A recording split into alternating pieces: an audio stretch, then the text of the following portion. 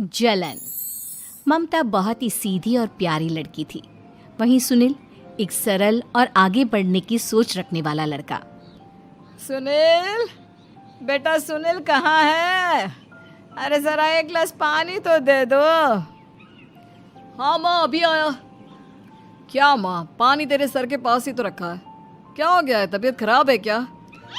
अरे नहीं नहीं, वो उठने का मन ही नहीं कर रहा था तो देखा ही नहीं।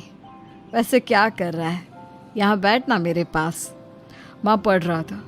वो क्या है ना, नौकरी में तो वक्त नहीं मिलता, अब ऑफिस से घर आकर ही तो वक्त मिलता है। अच्छा अच्छा ठीक है, पढ़ ले जा बेटा। सुनील पढ़ लिख कर और आगे बढ़ना चाहता था, लेकिन माँ की तबीयत खराब देखकर सोचता है कि शादी ही कर ले। कब तक माँ का ख्याल वो अकेले रख पाएगा? तो एक दिन, माँ ये ममता है, मैंने इससे शादी कर ली है। तुम्हारी तबीयत भी ठीक नहीं रहती तो मैंने सोचा शादी कर लेता हूँ। घर संभालने वाली और तुम्हें संभालने वाली कोई आ जाएगी तो अच्छा रहेगा। माँ अचानक से सामने बहू देखकर हैरान रह जाती है। बेटा ये क्या बात होती है? न बैंड, न बाजा, न दहेज, न शगुन, ऐसे कैसे बहू आ गई? माँ तू तो जानती है मैं नौकरी के साथ पढ़ाई कर रहा हूँ, तो कहाँ से इतना पैसा बचा पाता कि धूमधाम से शादी करता।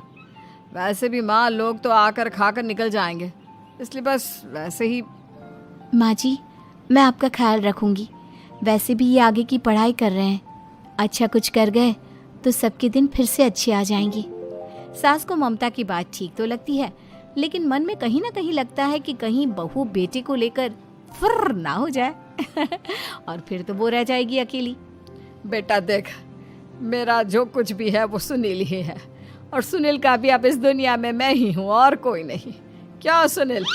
बिल्कुल माँ, लेकिन आज से ममता भी मेरे जीवन का अहम हिस्सा है, जैसे तू है। सास को बड़ा बुरा लगता है कि उसकी सल्तनत में कोई और हिस्सेदार कैसे हो सकता है। कैसे कोई और उसके 30 साल के बेटे की जिंदगी में अचानक से आकर बराबर का हिस्सेदार बन सकता है। देख बहू, मैं भले थोड़ा बीमार रहती हूँ, लेकिन इसका मतलब यह नहीं कि घर की चीज़ों में मेरा कंट्रोल खत्म हो गया है। मैं आज भी इस घर की रानी हूँ, समझी? बेटा सोचता है कि ये माँ को अचानक से क्या हो गया। कल तक जो माँ कहती थी कि जिंदगी का कोई भरोसा नहीं, वो अचानक से जंग के मैदान की झांसी की रानी कैसे बन गई? माँ क्या हो गया है? सब ठीक है ना? अचानक कैसी बात कर रही हो? ममता का आज पहला दिन है, स्वागत करो उसका। आसपास की आंटियों को बुलाओ, नई दुल्हन की मुंह दिखाए करवाओ। खैर, सास होने का फर्ज निभाती है और बाद में एक सहेली के साथ बाहर निकल जाती है। क्यों री बताया नहीं कि बेटे का ब्याह कर रही हो? वैसे तो सारा दिन हम ही में घुसी रहती हो। अरे मुझे भी तो अभी पता चला, क्यों अचानक सर पर लेकर आ गया। कहता है बहू है माँ तुम्हारी, अब इसको भी इतना ही मैं प्यार करता हूँ जितना तुझे करता हूँ। लो जी, ये क्या बात होगी? क्यों इतना प्यार करता है? अरे माँ का प्यार तो ज्यादा होता है। अब उसको तो कोई दूसरा पति मिल सकता है, लेकिन तुम ही बताओ, क्या माँ की ममता किसी और की हो सकती है? ना जी ना, बेटे को समझाओ ये बात। अरे क्या समझाऊं, मुझे तो खुद ही समझ में नहीं आ रहा कि क्या हो रहा है। जो बेटा कल तक माँ माँ करता था, अचानक से बीवी बीवी का राग आलाप रहा है। देखा, उसकी बीवी ना सुंदर और जवान है। सुंदरता के आगे तो एक से एक नहीं टिके, तो तेरा बेटा किस खेत की मूली है?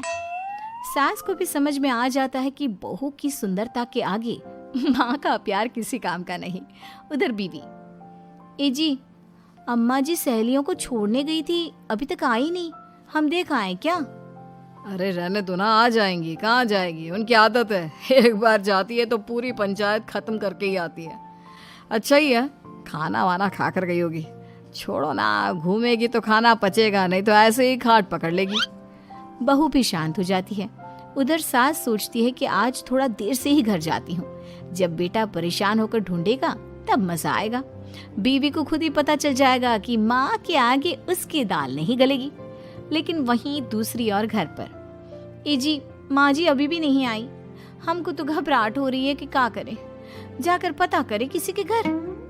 अच्छा, कहाँ जाओगी ये भी बता दो। पहला दिन है तुम्हारा इस घर में और एक ही दिन में मोहल्ला छानोगी क्या? हाँ, तो आप भी तो नहीं जा रहे हैं ना, हमको फिक्र हो रही है। अरे यार, ये रोज का है अम्मा